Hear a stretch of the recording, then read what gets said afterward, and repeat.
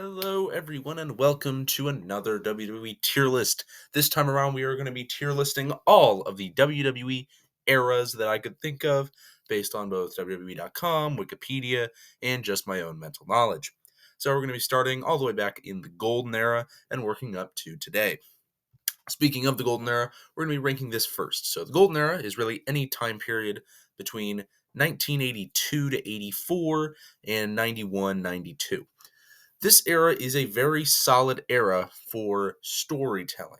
There is a lot of amazing storytelling and horrible wrestling during this period.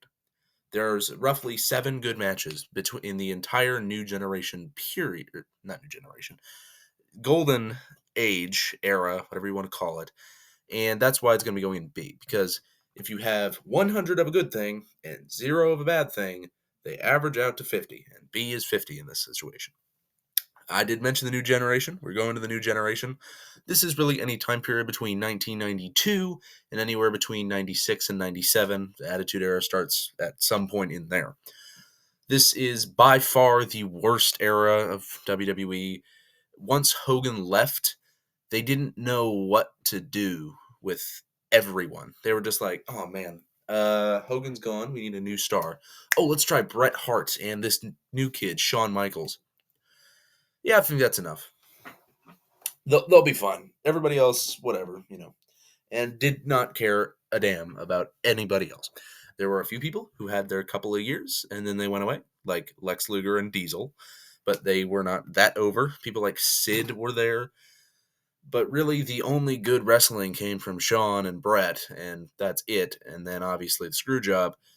So this era is really bad. There were people like Doink. So Doink the Clown is all you need to know. However, we're going to the opposite side of the tier list now with the Attitude Era. Obviously, in us, this era gave WWE, WWF, I should say, mainstream attention, pretty good wrestling, really good storytelling.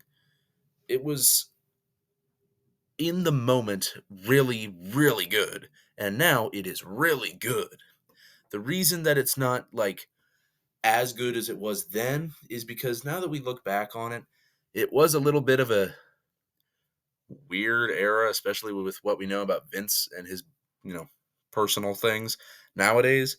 And you look at, how he portrayed women, how he portrayed certain gimmicks, looking a little weird. But if you look at all the main event guys, it's a very well balanced group. Undertaker, Shawn, Bret, Austin, all those kinds of people are really coming into the fold and getting really good. Triple H, even. Next up is the PG era. Sarah's going to be going in C. I think this is peak John Cena era. And I do realize that I skipped Ruthless Aggression. I'll get to that in a second. But this is the period between '08 and roughly 2014 where WWE was just trying to be as PG as possible. There was no sexual stuff like the Attitude Era. There wasn't any swearing. There was nothing. It was some of the blandest the product has gotten. But there was good wrestling that did come out of it. We got Punk. Punk was a lot of that good wrestling. Had Cena occasionally, very rarely, but he did occasionally have good wrestling in there. And then you got, WrestleMania classics like Shawn, Taker. And this era, it had 5% of it are really high highs, 1% are highs, and the rest are mid to low. So, not a great era. However, a pretty good era is the Ruthless Aggression era, which, as I said, I skipped over. I ordered these wrong. However, that's going to be going in A. We have a very even chart at the moment. The Ruthless Aggression era, to me, it's not so much that, we got the debut of Cena, the debut of Batista, Lesnar, Orton, all those kinds of people. But that you have still the stars of the past, your Attitude Era guys, a little bit of New Generation as well. And you have your future stars for decades to come still able to intermingle. And this is exactly when it happened. Because in the Attitude Era, that didn't happen. Think about it. There are only a couple of guys from the Attitude Era who were still wrestling around the PG era. And this period of time, the PG era, is where nobody was able to intermingle with the guys of the past because they had mostly started to retire at this point. So now you have the Ruthless Aggression era, which is the perfect breeding ground for intermingling folks. You got Cena, you got Shawn, you've got Benoit, all these kinds of people. You got Guerrero, Mysterio. They're all able to intermingle with legends of the past and future and make it a very solid era. Next up, we have, according to Wikipedia and WWE.com, the reality era, which is between 2014 and 2016 after the pipe bomb and after CM Punk left. So this era, I think, is a very average era.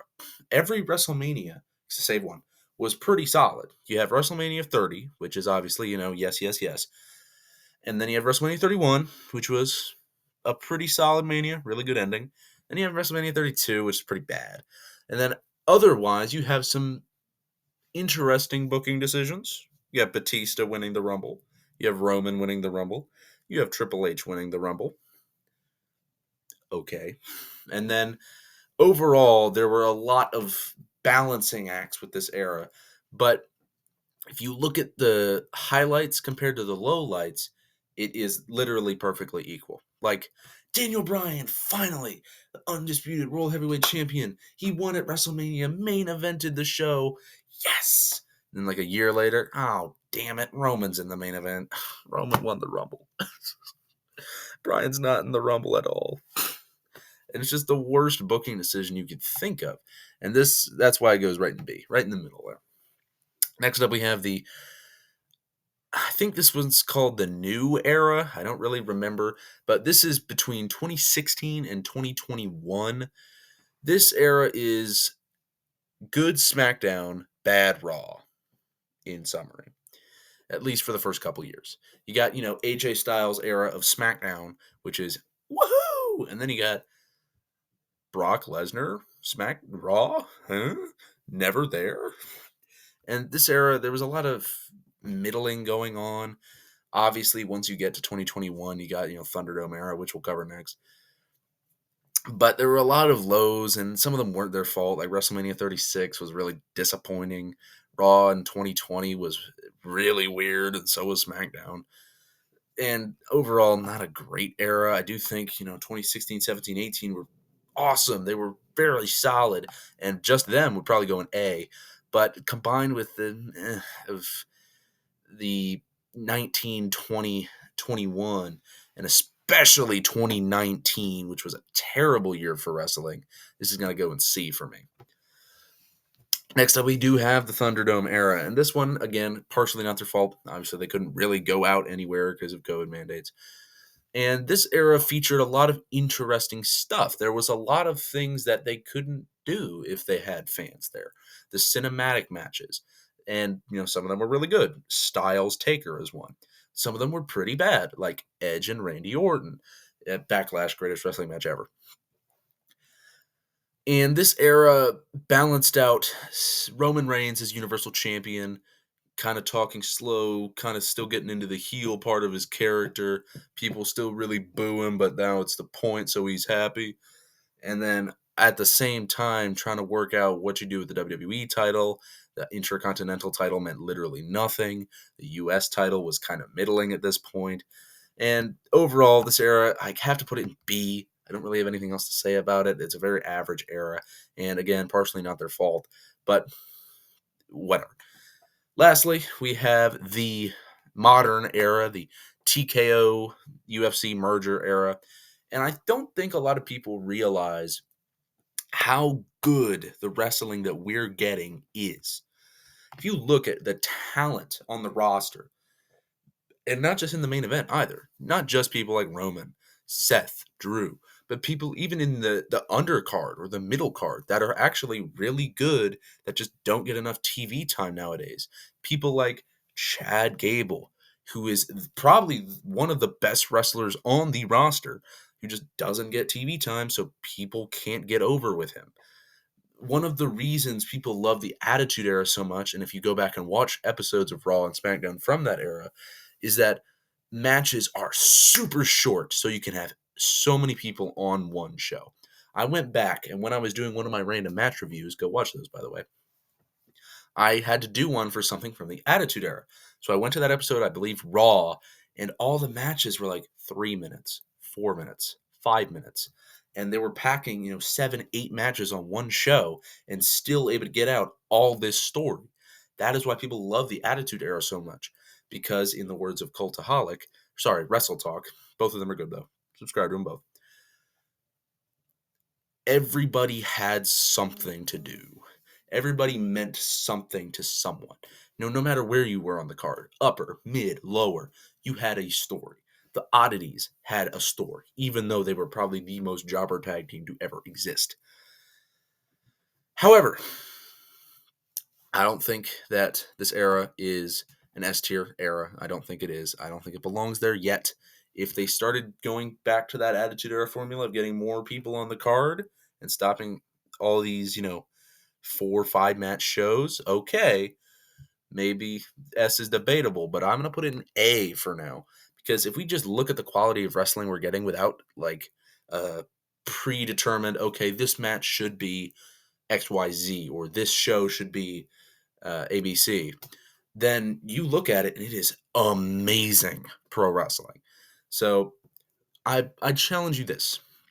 Find an episode of Raw, SmackDown, NXT even, or a pay-per-view, if you have Peacock, or even if it's on YouTube, from this era. So this is like 2022 to now.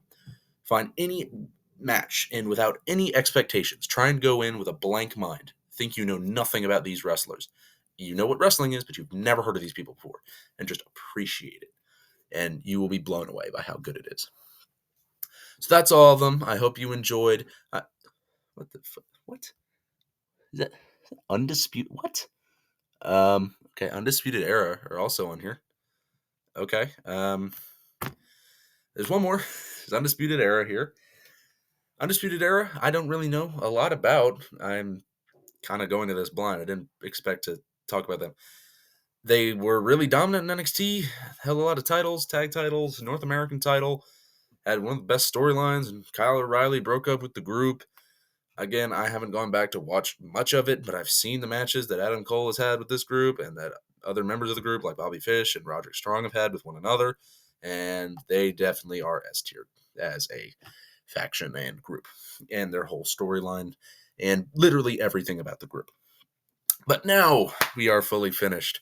We have gone over every single era, because they are technically an era. And let me just run through them real quick, just in case you missed anything.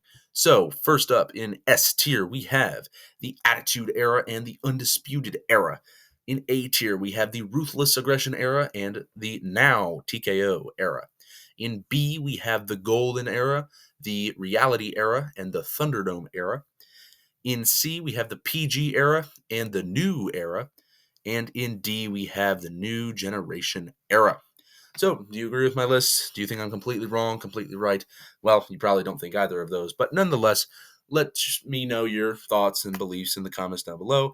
Make sure to have a good day, good evening, good night, good morning, good dawn, good dusk, good whatever. Don't forget to subscribe, and goodbye.